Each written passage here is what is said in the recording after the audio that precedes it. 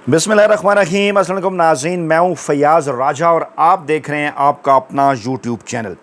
दोस्तों, वफाकी हुकूमत इस्लामाबाद और रावलपिंडी से मजदूर सहाफ़ी के ज़राए से आपके लिए चंद अहम तरीन और बड़ी खबरें, मालूमात और फिर उन पर मजदूर सहाफ़ी का तज्ज़िया। पहली बड़ी खबर जनाब, गंडापुर और DGISPR साहब के ऐसे बयानात सामने आए हैं कि जिनकी वजह से दोनों को आमने सामने करार दिया जा रहा है पाकिस्तान के अहम तरीन हलकों की जानिब से। ये बयानात क्या हैं?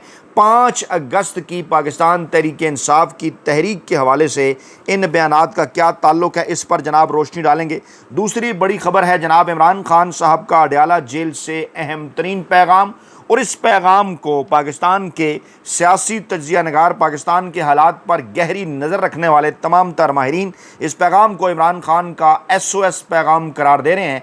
SOS पैगाम क्या होता है, इसके अंदर SOS पैगाम की क्या कौन से ऐसे नुकात हैं जिसने से SOS पैगाम बनाया है, इसकी तफसीलात भी रखेंगे जनाब आपके सामने। तीसरी बड़ी खबर है, ISI के अंदर अहम तरीन शख्सियत ने बड़े मामले पर अहम किरदार अदा करने का फ़ैसला कर लिया। पाकिस्तान में ये जो इस वक्त ये मुआशी अदम इस्तेकाम है, इसकी वजह सियासी अदम इस्तेकाम है, और सियासी अदम इस्तेकाम की जो वजह है वो पाकिस्तान के अंदर की जाने वाली 8 फरवरी 2024 की धांधली है। और उस धांधली के पीछे कौन है, इस खबर से उसका क्या तल्लुक़ है, ये तफसीलात भी आपके सामने रखेंगे। और अब से थोड़ी देर पहले मुंतखब वज़ीर-ए-आज़म शहबाज शरीफ साहब से मौलाना फजल रहमान साहब की मुलाकात हुई। मौलाना साहब जिन्हें KPK की APC में शिरकत की दावत दी गई थी गंडापुर साहब की जानिब से, इन्होंने उसमें शिरकत नहीं की, लेकिन इस मामले पर वो इस मौके पर वो शहबाज शरीफ साहब से मुलाकात कर रहे हैं। आइंदा चंद दिनों में मौलाना फजल रहमान साहब का क्या किरदार होगा, इसके ऊपर भी जनाब रोशनी डालते हैं। सबसे पहले शुरू कर लेते हैं जनाब इमरान खान साहब के पैगाम से, जो आपके लिए सुनना बड़ा ज़रूरी है। लेकिन आगे बढ़ने से पहले एक दरख्वास्त है आपसे कि नाज़रीन, पूरी कोशिश की जा रही है कि हम जैसे मज़दूर साफ़ियों की ख़बरें आप तक ना पहुँचे। हम जो मालूमात आपके लिए ग्राउंड से लेकर आते हैं गैर जानिबदाराना अंदाज़ में, हक़ाइक़ पर मबनी, वो आप तक ना पहुँचे। इस वक्त जो पाकिस्तान का रवायती सियासी मीडिया है, वहाँ पर आप देख सकते हैं कि पाकिस्तान तहरीक इंसाफ और इमरान खान साहब के बयानिए के ख़िलाफ़ क्या कुछ किया जाता है, किस तरह से ख़बरें तोड़ी मरोड़ी जाती हैं और उनके ख़िलाफ़ बुक्स पर मबनी ख़बरें आप तक पहुँचाई जाती हैं। ऐसे हालात के अंदर सोशल मीडिया पाकिस्तान तहरीक इंसाफ समेत पाकिस्तान की जो बड़ी आवाम है उसके लिए वाहिद एक ऐसा सहारा है कि जहाँ से वो बरवक्त और हक़ाइक़ पर मबनी गैर जानिबदाराना तज्ज़िये जो हैं वो सुन सकते हैं। लेकिन कभी फायरवाल, कभी जनाब इंटरनेट स्लो, कभी जनाब इसके लिए बाकायदा तौर पर ऐसी टीमें हायर कर देना, लगा देना कि रीच कम से कम की जाए चैनल की। तमाम जो हमारे मज़दूर साफ़ी हैं उनके चैनल्स की रीच आपके सामने आप देख रहे हैं। और ऐसी इस चीज़ का मुकाबला सिर्फ आप एक चीज़ से कर सकते हैं, वो है कि जो वीडियो आप तक पहुँचे उसको आप ज़्यादा से ज़्यादा शेयर करें, उस वीडियो को हर सूरत लाइक करें और उस वीडियो के कमेंट बॉक्स के अंदर हर सूरत अपनी कीमती राय दें ताकि अगली वीडियो भी आप तक पहुंचे। और इसके साथ साथ जो अहम तरीन मामला है वो ये है कि अगर आपने चैनल सब्सक्राइब किया है तो फिर इसको ज़्यादा से ज़्यादा शेयर करें। चैनल अगर सब्सक्राइब नहीं किया तो चैनल को सब्सक्राइब करें ताकि आप तक मालूमात बर वक्त जो है वो पहुँच सकें। तो आपको लेकर चलते हैं इमरान खान साहब के पैगाम की जानिब। इमरान खान ने कहा, पाकिस्तान की तारीख़ में किसी सियासी शख्सियत के साथ ऐसा सलूक नहीं किया गया जैसा मेरे साथ किया जा रहा है। नवाज शरीफ ने अरबों रुपए की करप्शन की मगर उसे हर सहूलत के साथ जेल में रखा गया।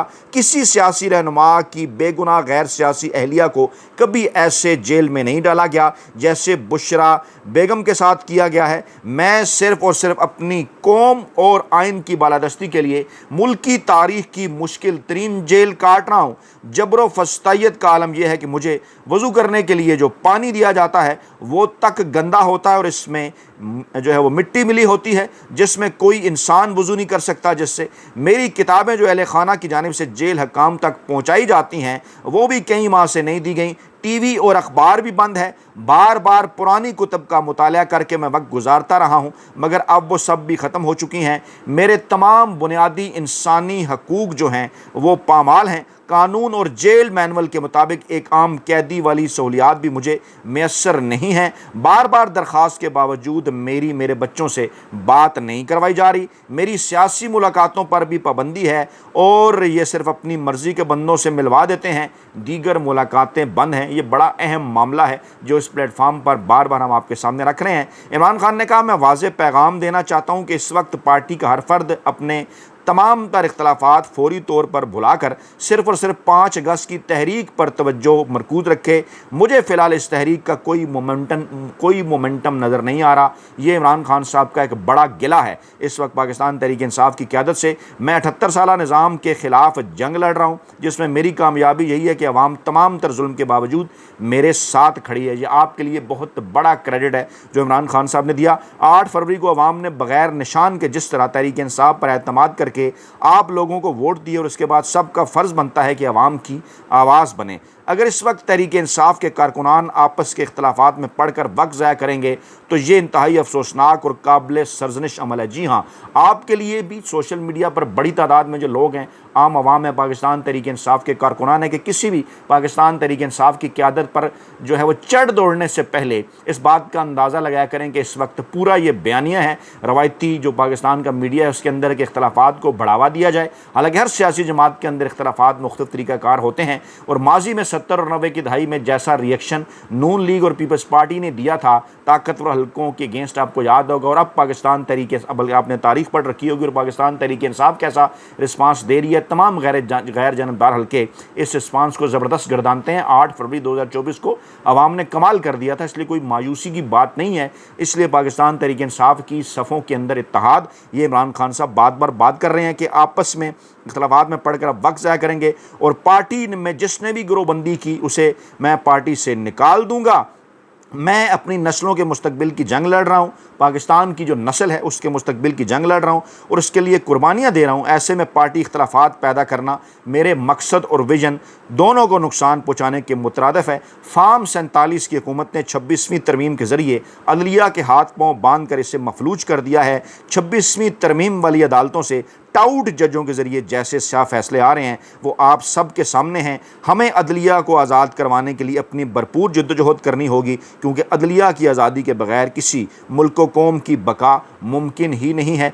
इस पैगाम को नाजरीन इमरान खान साहब का SOS पैगाम करार दिया जा रहा है। क्यों करार दिया जा रहा है, इसकी वजूहात इस पैगाम के अंदर मौजूद हैं। मैं मज़ीद वाज़े कर देता हूँ कि इमरान खान साहब ने कहा है कि ये आखिरी मौका है 5 अगस्त को पाकिस्तान की जो मुस्तकबिल की नस्लें हैं उनको जनाब बचाने का, पाकिस्तान को बचाने का, और इसमें जो किरदार आपने अदा करना है, जो मोमेंटम आपने बनाना है, उसकी जानिब इमरान खान साहब पहले भी इशारा कर चुके, आगे चलकर भी कर चुके, आगे चलकर भी करेंगे। 5 अगस्त को प्लान क्या है, मनसूबा क्या है। सलमान अकरम राजा साहब ने भी और बैरिस्टर गौहर साहब ने भी अभी कम से कम ये अनाउंस नहीं किया कि इस्लामाबाद जाना है या कोई और काम करना है, लेकिन उन्होंने कहा कि इस दिन पाकिस्तानी अवाम जो है वो इस निज़ाम को जड़ से उखाड़ फेंकेंगे। इसकी तफसीलात आइंदा आने वाले चंद दिनों में सामने आ जाएंगी, कैसे और क्यों कर। दूसरी बड़ी खबर है जनाब, इस वक्त जो खैबर पख्तूनख्वा के अंदर होने वाली आल पार्टीज़ कॉन्फ्रेंस है जो कि जनाब गंडापुर साहब ने KPK की सूबाई हुकूमत ने बुलवाई। सूबे में बढ़ती हुई दहशतगर्दी, वहाँ पर जो एक जिस ऑपरेशन के हवाले से बात की जा रही है उसके हवाले से, और इस पर गंडापुर ने बड़े वाज़ेह अंदाज में कहा कि सूबे में किसी फेडरल फोर्स को ऑपरेशन की इजाज़त नहीं देंगे। इससे पहले आपको याद होगा कि बराह रास्त भी इन बिटवीन द लाइन्स भी पाकिस्तानी इस्टेब्लिशमेंट की जानिब से, ताकतवर हल्कों की जानिब से, ISPR की जानिब से किसी ऑपरेशन के हवाले से जो बात की गई, फिर ये कहा गया कि जनाब इस तरह से कोई बराह रास्त ऑपरेशन नहीं होगा। कहा गया ऑपरेशन तो चल रहे हैं, लेकिन उसके बाद दोबारा से एक माहौल जो सूबाई हुकूमत के ख़िलाफ़ वफाकी हुकूमत बनाने जा रही है, उस पर गंडापुर साहब ने कहा कि फ्रंटियर कंस्टेबलरी की जो एक्सटेंशन है वो कबूल नहीं है, इसके ख़िलाफ़ हम अदालत जा रहे हैं। APC उन्होंने बुलाई, उसके बाद मीडिया से बात की कि हम किसी फेडरल फोर्स को ऑपरेशन की इजाज़त नहीं देंगे, ना ही कोई ऑपरेशन कबूल करेंगे। सूबे में जो कार्रवाइयाँ की जा रही हैं उन पर हमें बिल्कुल एतमाद में नहीं लिया जा रहा, और अब गुड तालिबान की कोई गुंजाइश नहीं है। ये बड़ा मानी खेज़ है। गुड तालिबान, बैड तालिबान की टर्मिनोलॉजी पाकिस्तान में गुज़श्ता 20 से ज़ायद बरसों से पाकिस्तानी इस्टेब्लिशमेंट के यहाँ पाई जाती है। अमेरिका भी ये बात करता रहा कि पाकिस्तान के ताकतवर हल्के इन दोनों के अंदर जो है वो डिफरेंशिएट करते हैं, और पाकिस्तान में भी आवाज़ें उठती रही। लेकिन अब गंडापुर ने कहा कि अमन व अमान के लिए इस वक्त कोई भी जो ऑपरेशन होगा वो अवाम और फोर्सेस का नुकसान है, और गुड तालिबान की कोई गुंजाइश नहीं है, और उनकी की सिफारिश करने वालों के ख़िलाफ़ भी कार्रवाई होगी। लेकिन फिर दफ्तर ख़ारजा की जानिब से भी इस किस्म का एक बयान आया, जिसको हमेशा हमेशा कहा जाता है कि ताकतवर हल्कों का बयान समझा जाए, ISPR का बयान समझा जाए। वहाँ से ये बयान सामने आता है कि जनाब तालिबान को जो है वो कबूल करने, अकोमोडेट करने या मंजूर करने के जो है उनकी बात मानने की ख़बरों के अंदर जो है वो किसी किस्म की कोई सदाकत नहीं है। ऐसा बयान वहाँ से भी आया। और गंडापुर ने कहा कि जनाब बार्डर की सिक्योरिटी वफाकी हुकूमत की ज़िम्मेदारी है, लेकिन वो बुजुर्ग फोर्सेस को बार्डर पर भेजे, कबायली अवाम के साथ किए गए वादे ताहाल पूरे नहीं हुए, हक दिया जाए, लेकिन कबायली इलाकों से मकामी लोगों को हम पुलिस के अंदर भर्ती करेंगे। वफाक के साबिक फाटा पाटा में टैक्स नफाज के फैसले को मुस्तरद करते हैं और मुश्किलात के बाद सूबे का कारोबार भी मुतासर हो रहा है। और फिर उन्होंने कहा कि अफगानिस्तान के साथ मुज़ाकरात में सूबे को शामिल किया जाए। मुज़ाकरात या जरगे में नायब वज़ीर-ए-आज़म इसहाक डार या वफाकी वज़ीर दाखिला मोहसिन नकवी खैबर पख्तूनख्वा की बात नहीं कर सकते। सूबाई हुकूमत को शामिल ना किया गया तो कोई फैसला कबूल नहीं करेंगे। मोहसिन नकवी फ्लाईओवर बना सकता होगा, मगर वो मेरे सूबे की बात ना करें। जिसने कॉन्फ्रेंस में शिरकत नहीं की, उनकी तजवीज़ के लिए हमारे दरवाजे खुले हैं। नून लीग ने शिरकत नहीं की, पीपल्स पार्टी ने नहीं की, अवामी नेशनल पार्टी ने नहीं की, जमीयत उलमा इस्लाम ने नहीं की, लेकिन जमात इस्लामी और जमीयत उलमा इस्लाम मौलाना समूला ग्रुप ने इसमें शिरकत की है। दीगर अपोजिशन की जमातों ने जनाब इसका बाइकाट किया है। और मौलाना फजल रहमान साहब मिले हैं थोड़ी देर पहले शहबाज शरीफ साहब से भी इस अहम तरीन मौके पर। मौलाना फजल रहमान साहब इससे पहले ये बयान भी दे चुके हैं कि फाटा को जम करने के मामले पर ताकतवर हल्कों को गलती का एहसास हो चुका है और वो वापसी चाहते हैं। और फिर उन्होंने 27वीं आईनी तरमीम की बात भी की। फिर ये बयान आया कि नहीं जनाब, हुकूमत का कि नहीं जनाब हम, बल्कि कमेटी का बयान आया कि नहीं जनाब हम इंतज़ाम को वापस नहीं ले रहे फाटा के। लेकिन ये तमाम तर मामलात कैसे हैं, क्यों कर हैं? KPK के अंदर जब हालात ख़राब होंगे, डेफिनेटली पाकिस्तान तहरीक इंसाफ की हुकूमत, उनका जो बेस कैंप है वहाँ उस पर भी असर पड़ेगा।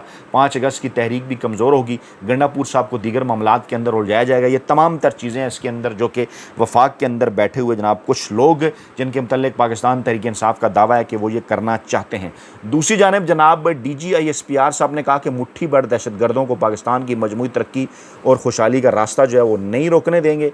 वो जनाब किंग एडवर्ड मेडिकल यूनिवर्सिटी का उन्होंने दौरा किया और वहाँ पर तलबा ने, इंतज़ामिया ने उनका इस्तकबाल किया। वहाँ जनाब बातचीत उनकी हुई और वहाँ उन्होंने बलूचिस्तान की भी बात की, पाकिस्तान की भी बात की और कहा कि पाकिस्तान के अंदर जो दहशतगर्दी है वो नहीं करने दी जाएगी। इस बयान को लेकर ये कहा जा रहा है PTI के हल्कों के अंदर कि शायद बलूचिस्तान और KPK के अंदर दोबारा किसी किस्म के ऑपरेशन के हवाले से जो है वो कोई बात की जा रही है। लोग इन दोनों बयानात को एक दूसरे के आमने सामने जो है वो करार दे रहे हैं। दूसरी जानिब पाकिस्तान, तीसरी जानिब बल्कि तीसरी बड़ी खबर, जी हाँ, पाकिस्तान के अंदर सब ये बात जानते हैं कि बल्कि मैं क्या और बड़े बड़े आलमी इदारे, मुल्की मीडिया, बैनुल-अक़वामी मीडिया इसके ऊपर बात कर चुका कि पाकिस्तान के अंदर इस वक्त जो सियासी अदम इस्तेहकाम है उसकी जो बड़ी वजह है, माफ़ कीजिए, जो मुआशी अदम इस्तेहकाम है उसकी जो बड़ी वजह है वो सियासी अदम इस्तेहकाम है। और सियासी अदम इस्तेहकाम की एक ही वजह है 8 फरवरी 2024 को, जिनको पाकिस्तान की दलेर और बहादुर अवाम ने तमाम तर हालात का मुकाबला करते हुए घरों से बाहर निकल कर करोड़ों की तादाद में वोट दिया। इक़्तिदार उनके हवाले नहीं किया गया, उनसे इक़्तिदार छीन लिया गया फार्म 47 के ज़रिए, बल्कि उनके ख़िलाफ़ केसेस बनाए गए, उनको जेलों के अंदर डाल दिया गया। जी हाँ, मैं इमरान खान और पाकिस्तान तहरीक इंसाफ की क़यादत की बात कर रहा हूँ। यानी इलेक्शन वो जीते, इक़्तिदार किसी और को दे दिया गया। ये एक खुला सच है, ये एक नंगा सच है। इसके लिए कोई सबूत बार बार पेश करने की ज़रूरत नहीं है। सब ये बात अच्छी तरह से जानते हैं, सबूत मौजूद हैं। मुल्की मीडिया, बैनुल-अक़वामी मीडिया, मुल्की इदारे, बैनुल-अक़वामी इदारे, तमाम तर लोग ये बात जानते हैं कि ऐसा ही हुआ है। और ये जो सियासी अदम इस्तेहकाम है और ये जो धांधली है, इसके हवाले से पाकिस्तान तहरीक इंसाफ और इमरान खान बार बार बात कर चुके कि ताकतवर हल्कों के ज़रिए हुई। ताकतवर हल्कों ने पाकिस्तान के अंदर इस वक्त पाकिस्तान के रवायती सियासी माफिया को, जिसमें शरीफ ख़ानदान और जरदारी ख़ानदान शामिल हैं, उनको अकोमोडेट करके इक़्तिदार के अंदर जनाब बिठाया है। और अब अगर इस लाइन को मज़ीद जो है वो मतलब इन डाट्स को अगर मज़ीद कनेक्ट करें तो बड़ा ही वाज़ेह बात इमरान खान साहब बार बार कर रहे हैं कि ताकतवर हल्के वो पाकिस्तान के अंदर इस वक्त ये नहीं चाहते कि एक मकबूल तरीन अवामी सियासी जमात इक़्तिदार में हो। और इसी की वजह से सियासी अदम इस्तेहकाम है, जिसकी वजह से फिर मुआशी अदम इस्तेहकाम भी है। अब जनाब ये ख़बर आई है कि मुआशी अदम इस्तेहकाम, और जिसकी एक वजह ये भी है कि पाकिस्तान में इस वक्त जो डॉलर का रेट है वो जनाब आपके सामने बड़ी तेज़ी के साथ एक मरतबा फिर जो है वो बढ़ रहा है। उस हवाले से एक बड़ी खबर ये है कि exchange companies association of Pakistan ने अपने एक बयान में कहा है कि ISI के 2 स्टार जनरल ने करेंसी स्मगलर्स के ख़िलाफ़ क्रैक डाउन का हुक्म दिया है ताकि डॉलर के बढ़ते रेट को कंट्रोल किया जा सके। जी हाँ, ये जो पाकिस्तानी मीडिया है, ख़ास तौर पे डॉन अखबार ने भी इसको रिपोर्ट किया। इनके अलावा कहीं और ख़बर नज़र नहीं आई कि मंगल को ECAP की अरकान के साथ मुलाकात हुई। ISI के मेजर जनरल फैसल नसीर साहब की। फैसल नसीर साहब के हवाले से इमरान खान साहब के माजी में बयानात भी मौजूद हैं। इमरान खान साहब एक दावा भी करते रहे हैं, उसकी जो है वो तफसीलात में जानने की ज़रूरत नहीं, आपको अच्छी तरह से उन चीज़ों का अंदाज़ा। और यहाँ ISI की अहम तीन शख्सियत की एक बार फिर इस मामले के अंदर एंट्री हुई है। और जनाब ये जो है ना exchange company association of Pakistan, इसके चेयरमैन जो हैं मलिक बोस्तान साहब, उन्होंने ये कहा है कि जनाब हमारी बातों पर मेजर जनरल फैसल नसीर साहब ने इसका मस्बत जवाब दिया है और कहा है कि फौरी तौर पर जो कानून नाफज करने वाले इदारे हैं वो जनाब करेंसी स्मगलरों के ख़िलाफ़ क्रैकडाउन करें और उनकी गिरफ़्तारी का भी जनाब उन्होंने जो है वो हुक्म दिया है। और यही वो नुक्ता है कि जो कि इमरान खान साहब भी बार बार बात करते कि पाकिस्तान में असल हुकूमत किसकी है, इक़्तिदार के अंदर कौन है, और लेकिन असल में पाकिस्तान कौन चला रहा है और हमने किन के साथ बात करनी है जिनके पास इख्तियारात हैं। तो ये बड़ी ख़बर ये बात ज़ाहिर करती है कि इमरान खान साहब ये बात बिल्कुल दुरुस्त कर रहे हैं कि इख्तियारात हैं जिनके पास, उन्हीं के साथ ही इमरान खान साहब बात करेंगे तो पाकिस्तान के मामला आगे बढ़ेंगे। तो जनाब ये थी अब तक की ताज़ा तीन डिटेल्स। अपना बहुत ख्याल रखिएगा, दुआओं में याद रखिएगा। नई वीडियो के साथ जल्द हाजिर होंगे। अल्लाह ने के बाद।